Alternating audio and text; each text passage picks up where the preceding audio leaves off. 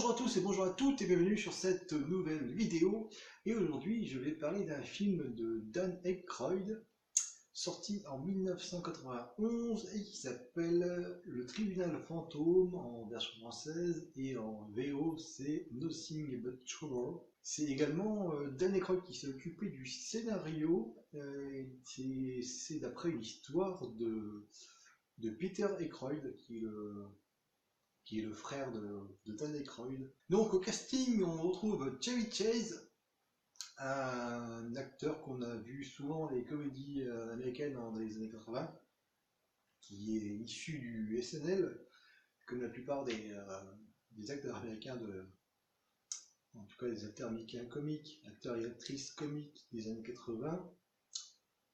Dan Aykroyd aussi qui est issu de ce show télévisé. On a également Demi Moore, qui a là pour le coup un rôle pas très sérieux, elle qui est plutôt habituée au rôle un peu plus bon, très sérieux, genre Ghost, qui on peut pas dire que ce soit hyper drôle.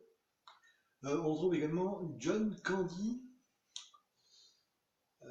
qui ne joue pas à Candy Crush.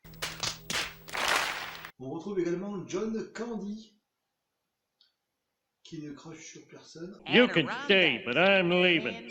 Alors donc le film raconte une histoire, et comme je ne sais toujours pas raconter les synopsis des films, je vais faire comme d'habitude, je vais faire défiler un texte, et il n'y aura plus qu'à lire, et ça sera beaucoup plus compréhensible pour tout le monde.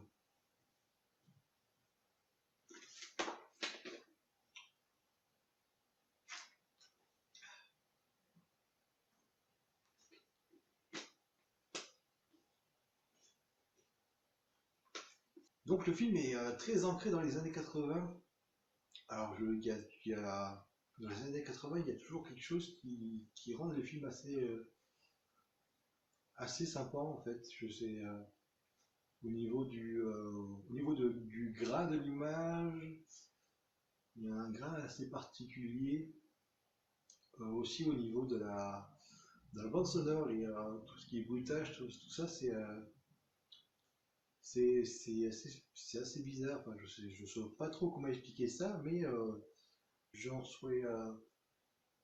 Je dirais que sur les bruits de pas, c'est assez sympa. Enfin, je sais pas comment expliquer ça, mais pour moi, même si le film est pas vraiment fou, je le trouvais quand même plutôt sympa, quoi, à suivre.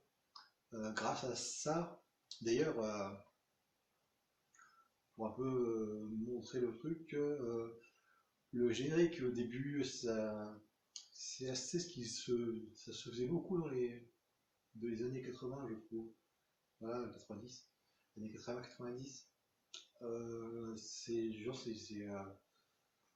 Tout commence par la musique c'est une petite musique jazzy comme ça. Et au départ, la caméra survole la ville. Alors, j'ai pas d'exemple là sous la main, mais il y a plusieurs films qui sont comme ça, surtout dans les années 80. Ça m'aide bien à apprécier les films, les anciens, enfin les vieux films entre guillemets, mais voilà, quoi, ça m'aide bien les apprécier, même si, je le rappelle, je le redis, mais le film n'est pas vraiment fou. Il y a il y a des petites choses qui sont un peu cons. Déjà, le film part un peu trop dans le humour pipi caca crade.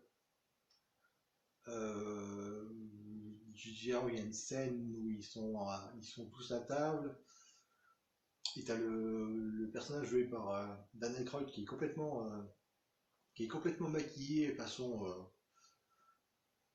un peu vieux dégueulasse. Et donc dans la scène, ils sont en train de manger, on leur ramène une espèce de saucisse bizarre où ils se font un hot dog, et il met plein de sauce dessus, et il commence à manger ça de façon dégueulasse. Voilà, quoi, c'est pas un truc qui me fait rire ou qui m'intéresse dans les comédies. Ça m'a même plutôt détourné le regard du film. C'est un peu la facilité de faire ce genre de truc. Ensuite, Dan Aykroyd et Demi Moore cabotinent pas mal. Là aussi, c'est pas forcément ce qu'il y a le plus marrant dans le film. C'est plutôt, enfin, c'est pas terrible. Il cabotine beaucoup, beaucoup trop.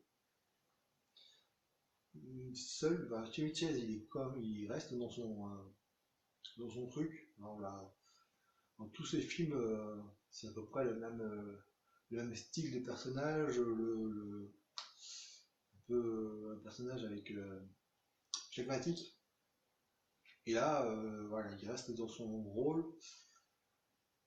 Il n'en fait jamais des caisses comme les deux, comme Demi Moore et Dan Aykroyd. Aussi, on a John Connie qui s'en sort vraiment bien, je trouve. John Connie qui est un peu qui avait cette capacité de pouvoir jouer dans des trucs un peu plus, d'avoir des scènes plus dramatiques et qu'on y croit. C'était un peu le cas aussi de Chris Farley. Il a joué dans je ne sais plus quoi, mais je mettrai sûrement quelques affiches ici. Et voilà, donc il a une scène. Bon, après, c'est pas extraordinaire non plus, mais voilà, on y croit quand même un peu. Ouais, je trouve ça. Il joue bien le drame. Alors, le film est crade, mais aussi il est assez lugubre, on va dire. Il y a il y a des scènes qui sont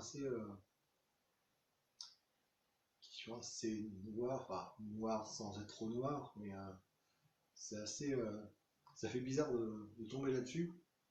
Après, il y a pas de sang du tout, mais voilà, il y a un genre, une scène où il y a des mecs qui se font qui se font mettre en morceaux par une machine et qui ressortent, qui, qui renvoient leur squelette, leurs os sur un mur, c'est bizarre. Mais bon, ça va avec l'univers du film. Pour rentrer un peu vraiment dans les détails, dans les chipotages, mais à la fin, là, ça traîne un peu en longueur pour pas grand chose. En fait, il y a toute une scène qui sert à pas grand chose. Et voilà, c'est juste pour allonger le film, et c'est pas très utile.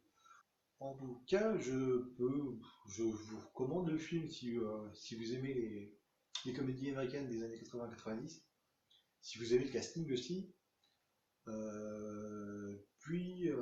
Voilà, juste pour la curiosité de voir Dan Aykroyd derrière une caméra, voilà, ça se tente, ça se tente. Après, il faut aimer faut aimer les scènes crades, quoi. Mais bon, après, en tout cas, moi, personnellement, ça m'intéresse pas trop. Du coup, je vais vous laisser là-dessus. N'hésitez pas à me suivre sur Twitter, sur Facebook. Et voilà, je vous dis à la prochaine vidéo qui sera sûrement la troisième partie de la présentation de ma collection de DVD. Ça fait longtemps que j'en ai pas posté une. Donc voilà, je vous souhaite une bonne soirée, une bonne nuit, une bonne matinée ou un bon week-end. Et je vous dis à la prochaine vidéo. Salut tout le monde!